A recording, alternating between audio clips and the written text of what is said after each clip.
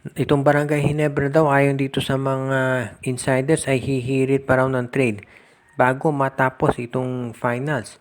At ito ay aaprubahan daw kaagad ni Commissioner Willie Marcial dahil gusto niya na masiguro na siyempre magiging maganda laban dito sa PBA. At basta raw na sabihin na nating patas yung magiging trade ay papayagan niya kaagad-agad dito. At mukhang ang tinutukoy daw dito ay itong si Von Pesumal at si Jason David ay ite-trade na ng Barangay Ginebra dito sa Northport Batanguer at ang magiging kapalit daw ay itong si Cade Flores at isang second round pick. So, ulitin ko lang, si Von Pesumal at Jason David ay ite-trade kapalit ni Cade Flores at ng second round pick. At sa ngayon, itong Barangay Ginebra daw gusto na magkaroon ng isa pang forward na magagamit to sa kanilang front court. Kasi kung inyong mapapansin, itong rotation ng Ginebra sa front court medyo manipis. Yung ginagamit lang nila si Malonzo, si Rosario at si Aguilar. Gusto ni Coach Tim ko na meron pa siyang isang magamit na center at ito nga ay si Cade Flores. Kung matutuloy nga yung paglipat ni Cade Flores dyan, at least magagamit talaga yan dahil mahusay naman tong player sa Northport.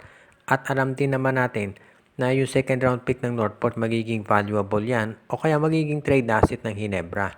Samantala naman itong si Pesumal at itong si Jason David hindi naman ginagamit ni Coach Tim Cone kaya okay lang na ma-trade yan kapalit ni Cade Flores.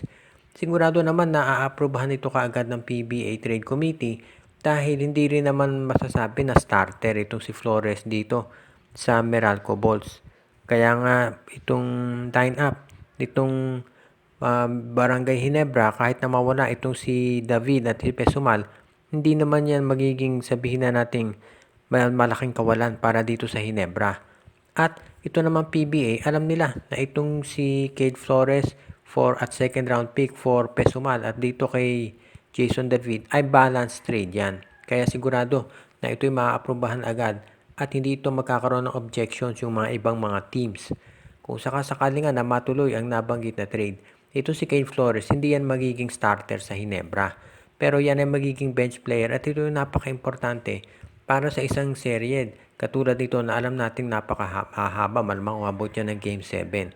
Kaya nga, gusto siguraduhin nitong Barangay Ginebra na meron silang mga bench players na available na pwede talaga nilang magamit. At yan ang dahilan ngayon kung bakit itong Barangay Ginebra ay pinupursige yung ma-approve kaagad ang nabanggit na transaction.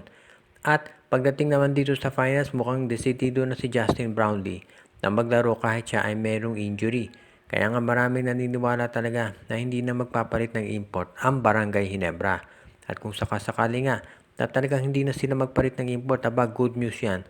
Dahil syempre malaking problema talaga yung pag-a-adjust at pagkuha ng bagong import. Kaya nga bagay ito talaga dito sa Barangay Ginebra. At yung momentum nandito na sa Ginebra dito sa Game 5 dahil syempre alam natin mahihirapan itong TNT dahil nakita na nila na nandyan si Brownlee at kahit hindi 100% ay nagde-deliver pa rin. Plus ang isa pa yung pressure nandito na ngayon sa TNT Tropang Giga dahil underdog na ngayon itong Barangay Ginebra dahil injured si Brownlee. Kaya kailangan na mag-champion ng TNT at nasa kanila na yung pressure at alam din ito ng Barangay Ginebra. Kaya dito natin pagmamasdan kung anong adjustment ang gagawin nitong si Coach John Reyes at ito naman si Coach Tim Cone. Siyempre lalo niyang ipe-pressure itong TNT Tropang Giga para mapilitan sila na talagang mag-adjust. At ayon doon sa mga nasa kampo ng Ginebra, determinado raw sila na bigyan talaga ng additional pang minutes itong si Maverick Misi dahil nakita nga nila na palaging nagte-take advantage ng TNT pag si Abarrientos nandoon.